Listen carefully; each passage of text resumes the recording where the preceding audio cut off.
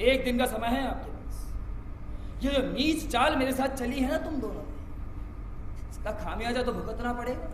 हाँ? बड़े आए मालिक को। एक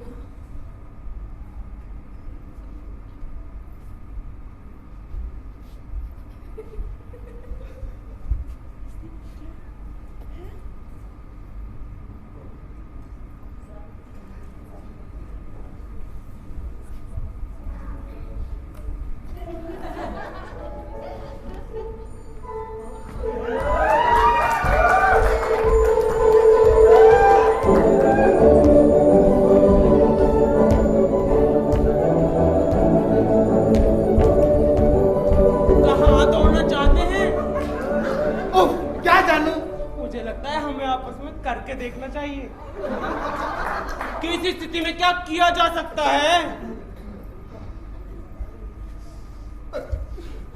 हार्दिक धार्मिकता की आड़ में ऐसा कपटी मन, ऐसी दुष्ट आत्मा। मैंने उसका तब स्वागत किया जब वो भीख मांगने की हालत में था, जब उसके पास कुछ ना था।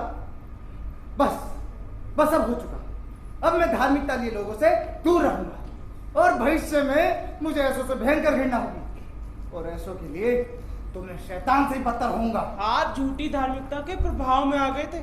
हो सके तो ढोंग का सम्मान करने से बचिए, पर सच्ची धार्मिकता पर तो लांछन न लगाइए।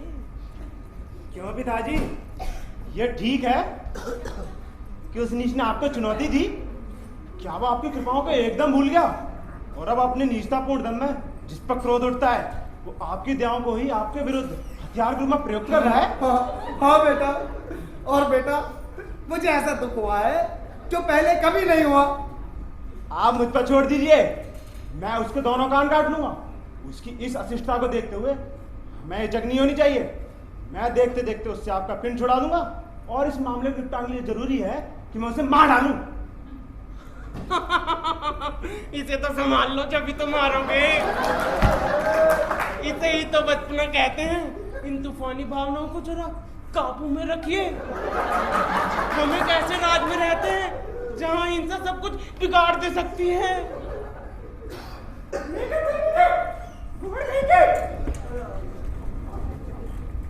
ये क्या है? लगता है आजकल लोग कुछ ज्यादा ही मीठे होते जा रहे हैं।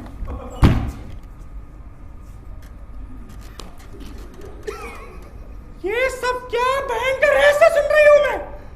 ये ऐसी अनदेखी चीजें हैं माँ जो मैंने अपनी आंखों से देखी है।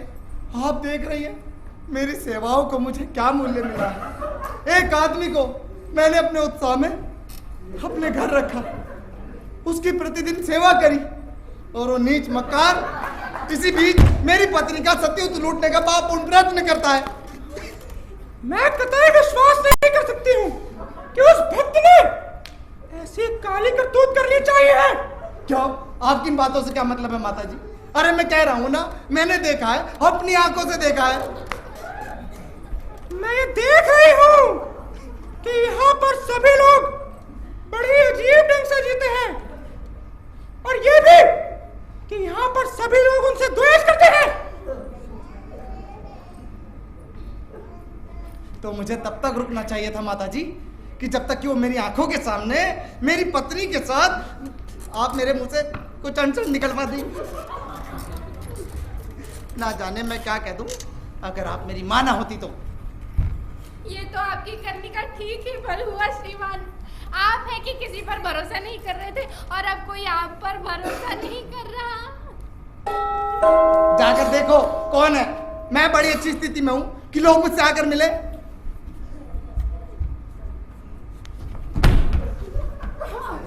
मेरी प्रिय बहन नमस्ते। कृपा करके ऐसा कीजिए कि मैं श्रीमान से बात कर सकूं। वो अभी कुछ लोगों के साथ है और मुझे नहीं लगता वो किसी से बात करने की स्थिति में। उन्हें सिर्फ जाकर ये कह दीजिए कि मैं आया हूँ उनकी भलाई के लिए, तारतूफ की तरफ से। बहुत से श्रीमान आए हैं तारतूफ की तरफ से। देखने में अच्छे स्वभाव के हैं और कहते हैं कि जिस कार्य से आए हैं उससे आपको संतोष होगा। हाँ बैठ जाइए श्रीमान, बैठ जाइए। अभिवादन। ईश्वर, मैं चाहता हूँ ईश्वर आपका सदा भला करे और जो आपकी बुरा चाहते हैं उनका हमेशा बुरा करे। ये मीठी शुरुआत तो मेरे ख्याल से समझौते की संभावना दिखाई पड़ रही है। श्रीमान, मुझे आपका पूरा घराना बहुत प्रिय लग रहा है और मैं आपके पिताजी का नौकर था। श्रीमान, मैं क्षमा चाहता हूँ, मैं आपको नहीं जानता और आपका नाम भी नहीं जानता। मेरा नाम लॉयल है, नोर मंडी का रहने वाला हूँ और लोगों की ईर्ष्या के बावजूद एक पेशकार हूँ। भगवान की कृपा से 40 वर्षों से अपना काम सम्मान के साथ कर रहा हूँ। श्रीमान, अगर आपका आदेश हो तो आपको एक सूचना दूं जो आपके विरुद्ध जारी की गई है।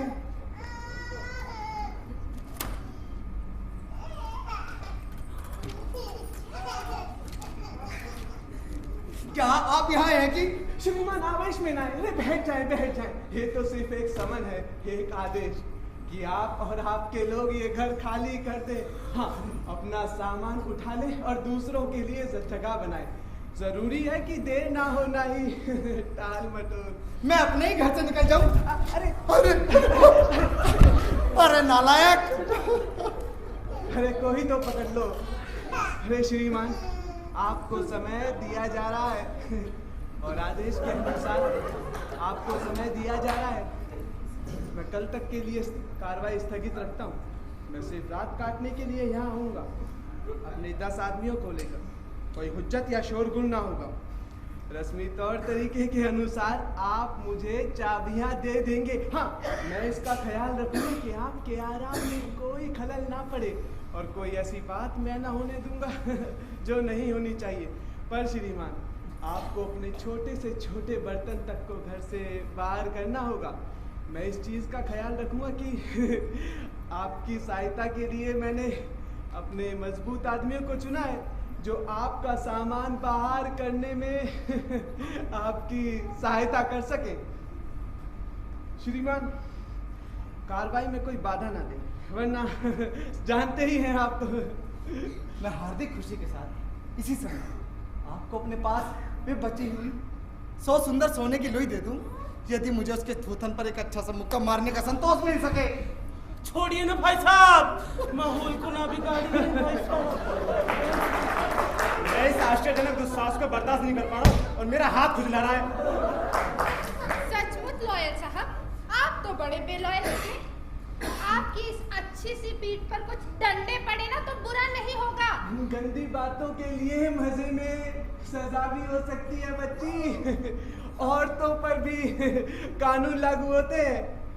तो अलविदा श्रीमान, जो आपको कार्य दिया गया है, मैं ऐसा आश्वासन करता हूँ आप उसका पालन करें और ईश्वर सदा आपको खुश रखे। तुझ पर और तुझे भेजने वाले पर अरे उसका रुक कोप जाइए गिरे। श्रीमान, रुक जाइए। सदा ईश्वर आपको सुख रखे। गली मालियान कहाँ है? मालियान, अरे आपने मेरी मालियान को देखा? अरे आपने मेरी मालियान को देखा? अरे मालियान के पिताजी टूट गए। अरे मालियान के पिताजी टूट गए। क्या भाई साहब, अरे कहाँ है ये? आप छत में तो गए। मालियान, मालियान, मालियान, मालियान,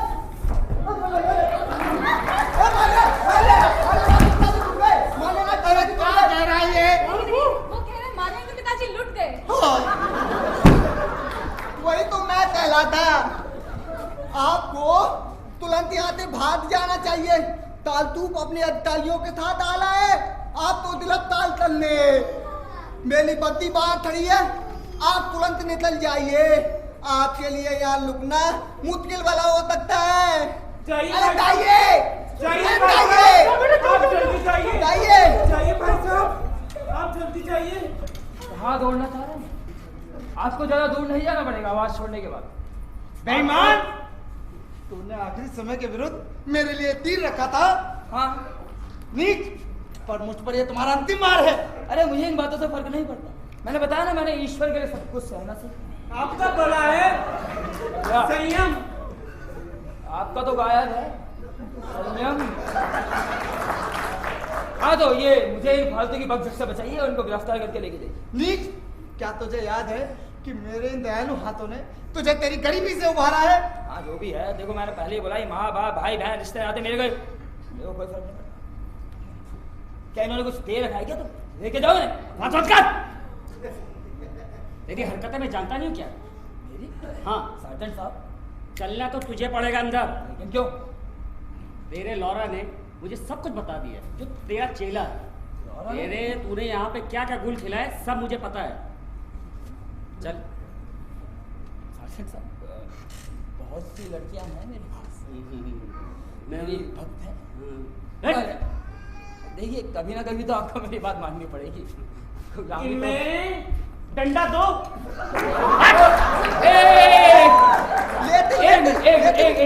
एक लौरा ने ऐसा क्यों किया? वो इसलिए क्योंकि लौरा तुम्हारी बिल्ली है जिससे मैंने तुम्ही को म्याऊं कराई है। लौरा,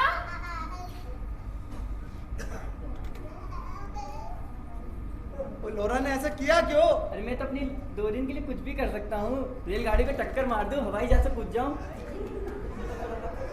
तू भी बेटा लंगोट का ढीला ही नहीं। भाई पकड़ लो।